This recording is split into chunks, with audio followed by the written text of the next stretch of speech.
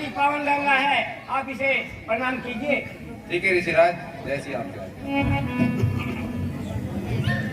कि ये पवित्र गंगा है और हे श्री राम इस गंगा को लाने। आप हमें गंगा की उत्पत्ति के बारे में बताइए। मैं आपको गंगा के उत्पत्ति के बारे में विस्तार पूर्वक समझाता हूँ। तुम्हारे उत्कुल में एक महान राजा सगर हुए, का नाम तीनों लोग जानता है। पुत्र न होने के कारण वो दुखी थे।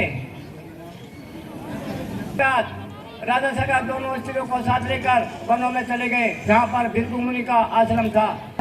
सेवा करने लगे। इस प्रकार राजा सगर 100 वर्ष तक वहाँ तप करते रहे और भृगु मुनि ने उनसे आशीर्वाद दिया कि तुम्हारे 2 पुत्र होंगे।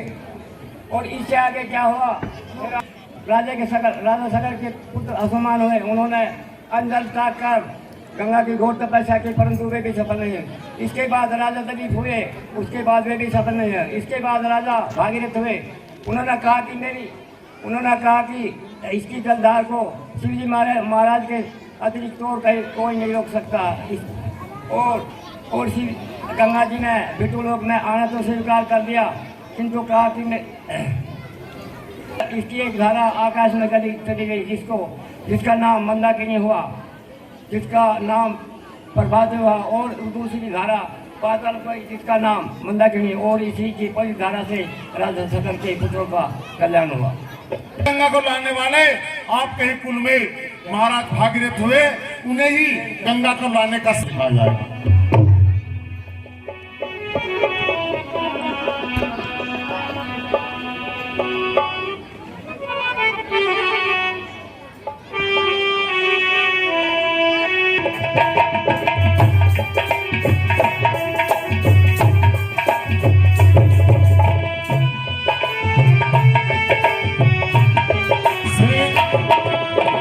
सारा अपार्टमेंट में रह रहे हैं, 511 रुपए लीला में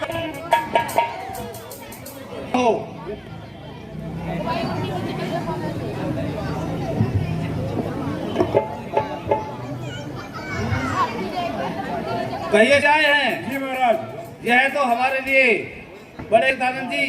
जी महाराज। जनकपुरी में काफी दिनों के बाद ऋषि विश्वामित्र जी पधारे हैं। हम उनके स्वागत के लिए स्वयं चलते हैं। जैसी आज्ञा हो महाराज। चलिए।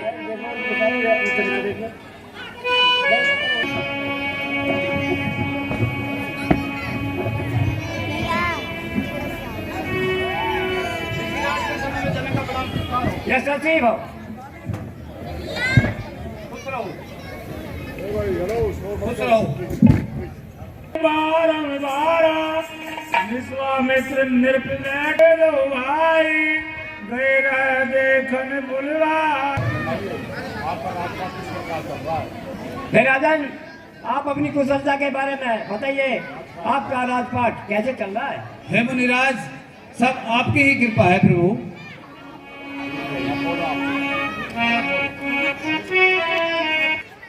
आप हमें यह बताइए कि ये दोनों सुंदर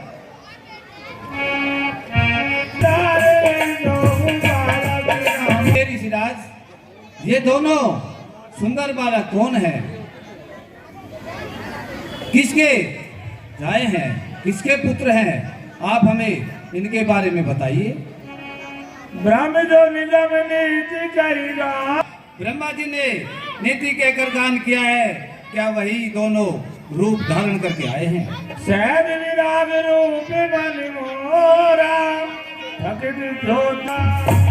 ये ऋषिराज, इन दोनों सुंदर राजकुमारों को देखकर मेरा मन ऐसे थकित हो गया जैसे चंद्रमा को देख करके चकोर हो जाता है।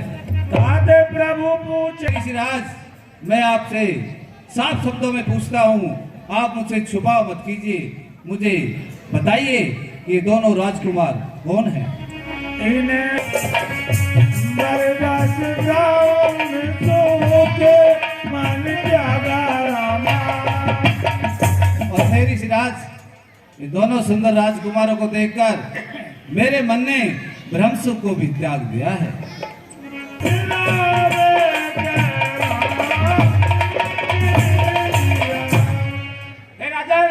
ये जहाँ तक प्राणी हैं यह सबको प्यारे हैं। और ये राजन ये रघुकुल मणि राजा दशरथ के पुत्र हैं और उन्होंने मेरे साथ इनको भेजा है। राजन इनका नाम राम और लक्ष्मण है और इन्होंने बड़े बड़े राक्षसों को मारकर बचाया है। सही समय पर आपको सतानंद जी के द्वारा निमंत्रण भेजकर बुलवा लिया जाएगा। तब तक आप और दोनों राजकुमार हमारे शाही बगीचे में विश्राम कीजिए। हे सतानंद जी, आप ऋषि विश्वामित्र और दोनों राजकुमारों का ठहरने का उचित प्रबंध कीजिए। स्वयंवर में बुला लिया जाएगा और कह देते हैं कि ऋषिराज कोई समस्या नहीं होनी चाहिए और फिर वहां से प्रस्थान कर देते हैं।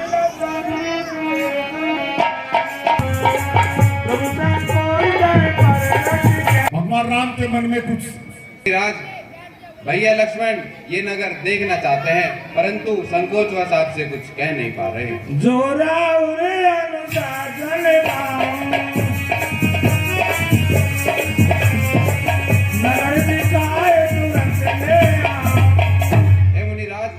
यदि आपकी आज्ञा हो तो मैं भैया लक्ष्मण को ये नगर दिखाकर तुरंत ही वापस ले आता हूँ। जी आप दोनों भाई जाइए और नगर को देखकर और अपना सुंदर बदन दिखाकर सबके मित्रों को सफर की हैं कि अवश्य इस शिष्य को शीतलता मिले।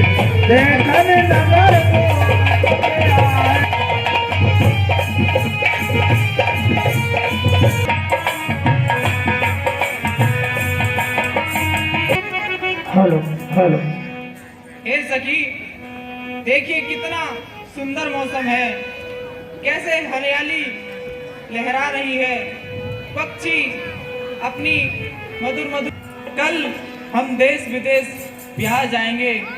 कल हमारा किसको पता कि यहाँ पर आना होगा या नहीं। भूल नहीं फुलवारी सखी और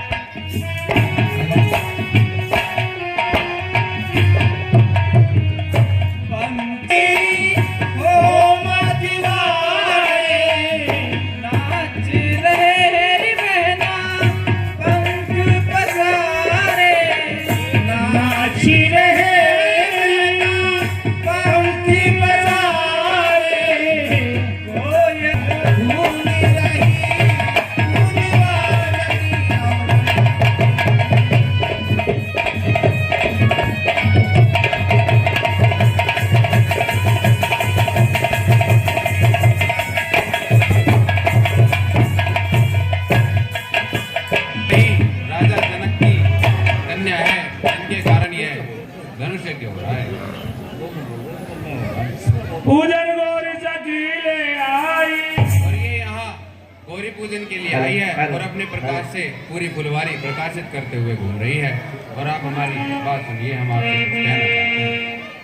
ये भाई रोहित कुमार केथल से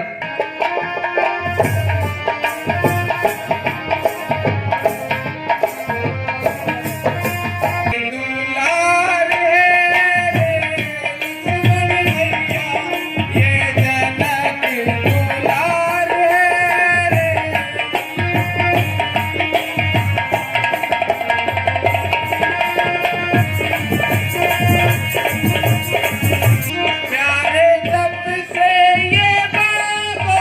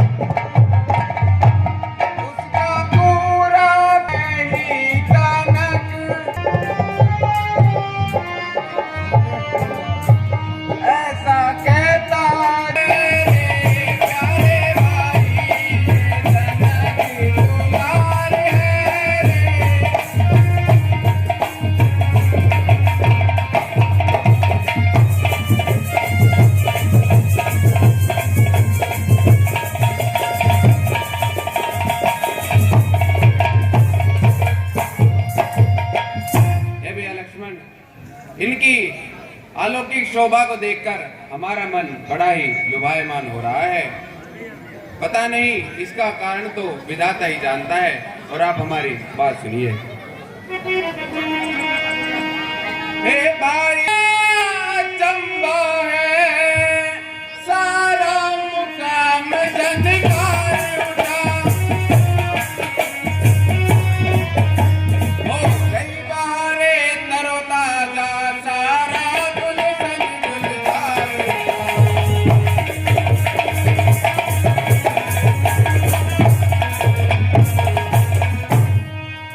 इन सुंदर शब्दों को सुनकर मुझको तो यह दिखलाता है। धुमी बजाकर कामदेव दुनिया पर करता आता है।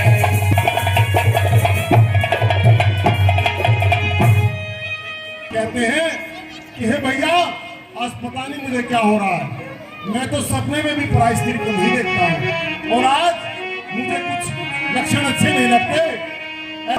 लक्ष्मण जी से क्या कहते हैं? जिन कानों ने शब्द ये सुने अब उनके